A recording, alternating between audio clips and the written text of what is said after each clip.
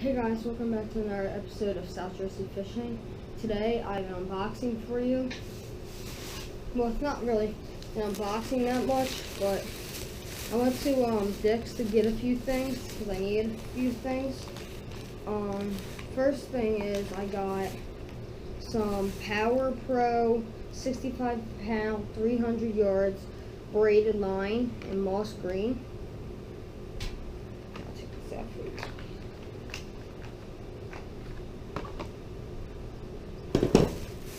Next, I bought 2 packs of bobber stops.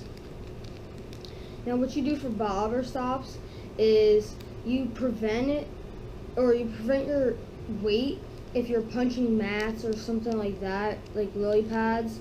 It will stop your weight from going up, and this will keep your bait in place, or your weight in place. Next, I picked up a pack of 4-inch Gary Yamamoto Senkos in watermelon with no flake. Next, my favorite baits in the world. I bought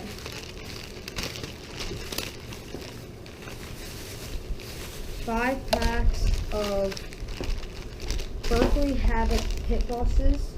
I got 3 packs of them in black and blue because I love black and blue. And these two I was not very sure about. I didn't know if I was going to like them or the colors would fit. And I never used any other pit bosses that were any different color besides black and blue. So I got some pit bosses in watermelon. Oh, and by the way, these are all 4-inch. And I got another pack of them in summer craw. Now, I don't think there's that much of a difference between watermelon and summer craw, but I just thought the colors, and I was just stuck on which one to get, so I just got both. And this was at Dick's. I got a 5 for $10 deal, so that's why I got that. Next, I got, this is actually when I went to Bass Pro Shops. I bought some Bass Pro Tournament Series Riverbug and Green Pumpkin Magic Pearl. Now I like these for these are basically pit bosses, just green pumpkin with a little gold sparkle in them.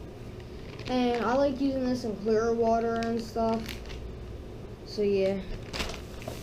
And then I also have a pack of Bass Pro Shops Silco Worm in white pearl. I think, yeah, white pearl. And I use this. You only want to use these if it's like in the spawn or really, really, really muddy water.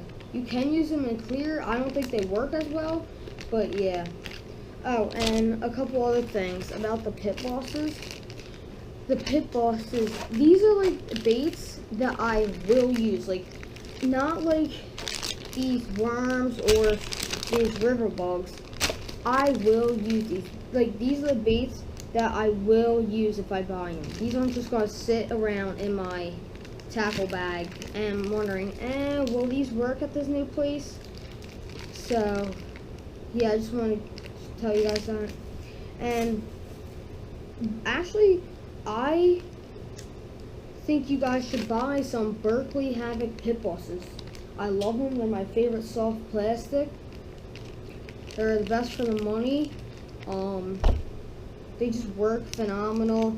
They don't tear as easily as like soft plastics for like these worms. They don't rip as easily as these do. I mean, these don't rip as easily as those do. Sorry about that. Yeah, I'm gonna actually take one out for you guys so you can see what they look like. Yeah, this is what a Berkley Havoc pit boss looks like. This is basically supposed to imitate a crawfish, and I actually tested this out. I found that Berkley Havoc pit bosses are better than rage tails. I don't know why they are, but I just found out, I went to several ponds and like 2 lakes, and I actually caught more fish on this pit boss, the black and blue pit boss, than the rage tail. I probably only got 2 fish with the rage tail in black and blue. I was using the exact same colors, exact same weight, well, yeah, and exact same hook, same thing. But yeah, pit bosses, they're just phenomenal. Go, if you haven't already or you never tried them, definitely go check them out. So yeah. And rage tails cost like $5 for some places you get them. You can buy these for almost half the price. They're like $3 or $2.49, and they're half the price of rage tails. So definitely go pick some Berkley Havoc pit bosses up. And for the line also, I wanted to get Berkley line with this. I really didn't want to get Power Pro line because I like Berkley the best. I wish I could get a sponsorship from them. I mean, I have to do real hard work, win tournaments and all that stuff. I wish I could get sponsored by them, but I don't think I'm there yet. But I did pick up some Power line only because they didn't have any Berkley line. The only one they had was in 10-pound floor or braid, and it was in chartreuse, so I really didn't want that. And if you guys are asking why did you buy 65-pound braid? Well, I'm not going to be using this for frogging that much, but what I do like about heavier braid, and this is the mistake I made of not buying like 50 and up pound braid, because if you're having like 10-pound, and that's what I started off with my baitcaster, if you're using 10-pound line, it doesn't have that big of a diameter, and it's going to seep through each other, and it's going to give you backlashes, and you're going to lose a lot of line. So definitely get 50-pound line or even higher. I just went for 65-pound because you can mostly do anything with that. Punching, frogging, flipping, pitching, everything. But with like lighter line, I wouldn't ever buy again lighter line than 50-pound braid. Maybe 40, I really don't know. I mean, if it was a shorter size reel, like if the reel wasn't as big, then I would go with lighter line so I could fit more. But yeah, and that's only with braid. Like with fluorocarbon, I actually didn't buy any with this because I actually need a new rod and reel for this, because my rod had snapped and my reel had. So I need to get a new rod and reel before I got any fluorocarbon line. But for fluorocarbon, I would buy Berkley line 100% fluorocarbon in